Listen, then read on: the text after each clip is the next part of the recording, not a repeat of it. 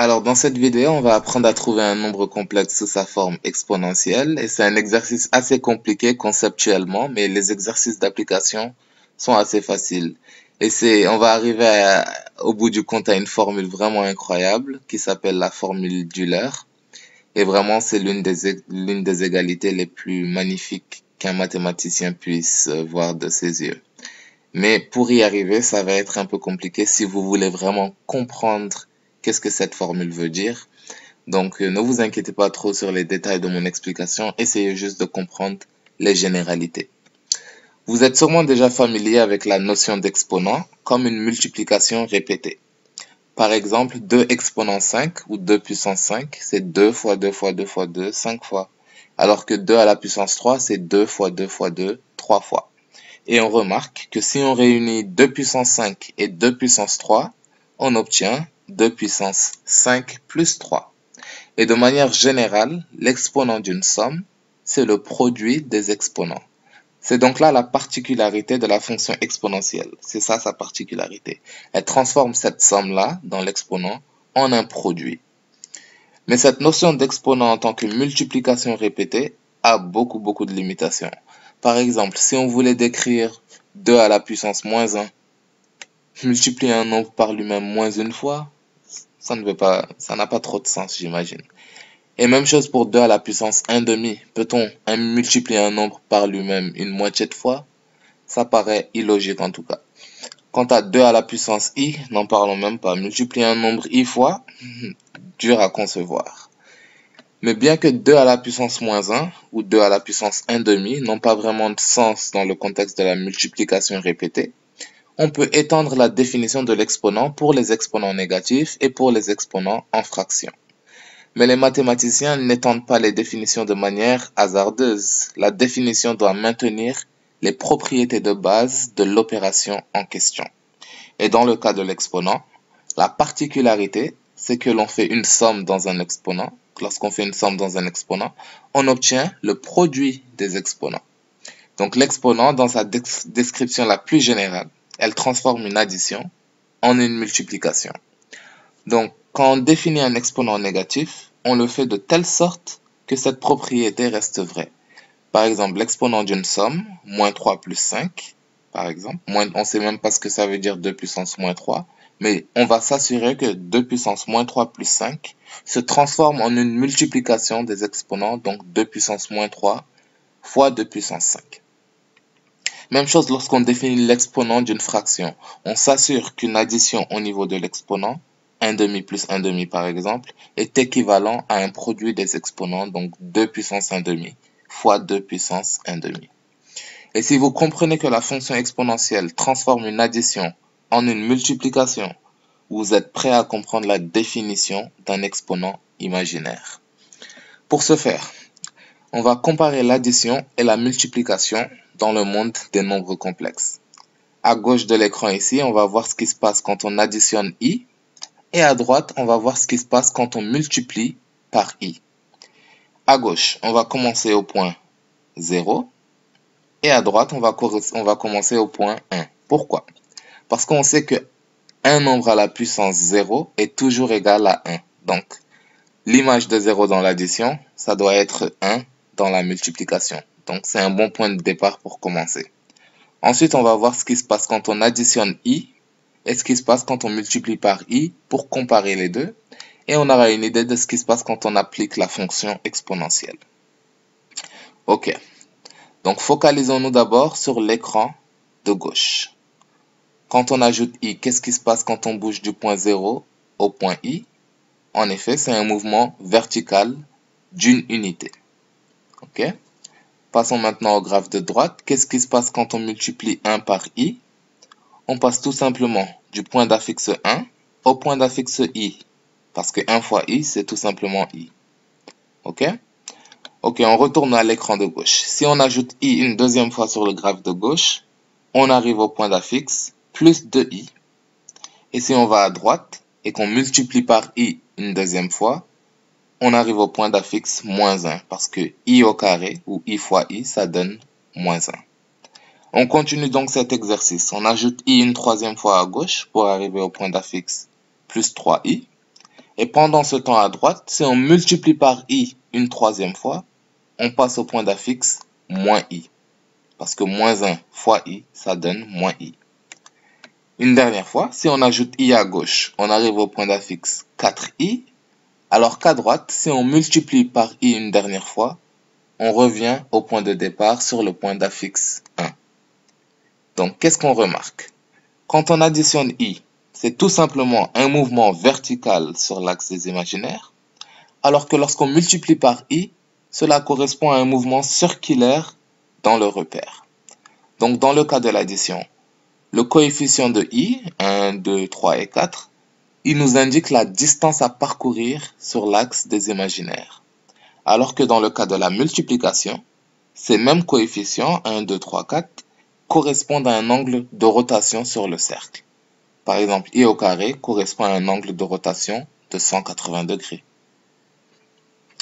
Je pense qu'on est donc prêt pour définir l'exponent d'un nombre imaginaire. Bon, rappelez-vous, la fonction exponentielle transforme une addition en une multiplication.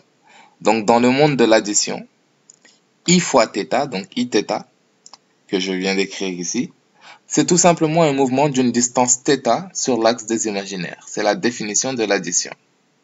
Ok. Mais la fonction exponentielle, elle transforme cette addition en multiplication. Donc, ce mouvement vertical en un mouvement de rotation sur le cercle unitaire. Donc, quand on applique la fonction exponentielle e, au lieu de faire un mouvement vertical, θ devient maintenant un mouvement circulaire. θ ne représente plus une distance, θ représente un angle. Donc, e à la puissance iθ, c'est le nombre complexe qui a pour argument θ et qui appartient au cercle unitaire. C'est la définition donc de e à la puissance d'un nombre imaginaire. Et on a déjà appris que tout nombre complexe sur le cercle unitaire a un module égal à 1. Et donc on peut réécrire ce nombre cos θ plus i sinus θ. Et on obtient donc cette formule assez surprenante qui dit que e à la puissance iθ est égal au cosinus de θ plus i sinus de θ. Et donc, on se retrouve avec cette formule assez surprenante qui relie l'exponent à un angle. Et cette formule s'appelle la formule d'Euler, après le mathématicien, l'un des plus grands mathématiciens du monde en fait. Et un cas particulier de cette formule d'Euler, c'est quand on remplace θ par pi. Qu'est-ce qui se passe si on remplace θ par la valeur pi? On obtient e à la puissance i fois pi égale à cosinus de pi plus i sinus de pi. Et cosinus de pi, c'est égal à moins 1.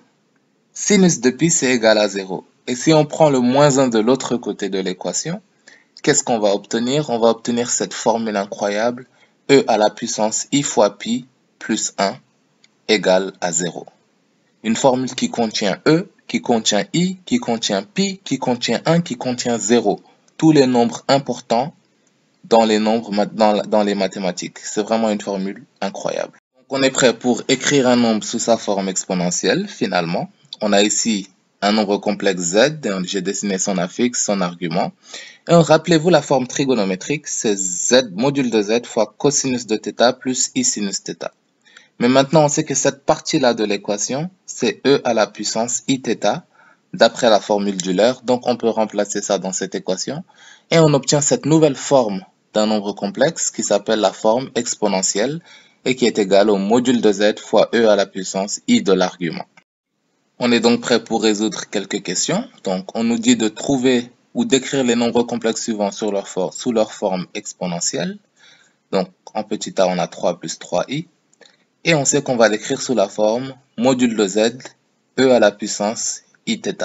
Et on va essayer de trouver le module de z, et on va essayer aussi de trouver θ. Commençons avec module de z. On sait que le module de z, c'est égal à la racine carrée de la partie réelle au carré plus la partie imaginaire au carré. Donc, 3 au carré plus 3 au carré. Et donc, on obtient ici racine carrée de 3 au carré fois 2, ou 9 fois 2. Et on peut sortir le 9 hors de la racine carrée pour obtenir 3 racines de 2. Ok. Maintenant, pour trouver l'argument θ, je vais faire d'abord un petit dessin ici pour qu'on se repère bien. Et donc, on a 3 sur l'axe des réels, 1, 2, 3, et 3 sur l'axe des imaginaires, 1, 2, 3 comme ça. Et on a notre point ici d'affixe M, disons. Et l'angle ici fait θ. Et on a ici 3 comme longueur, et ici 3 comme longueur aussi.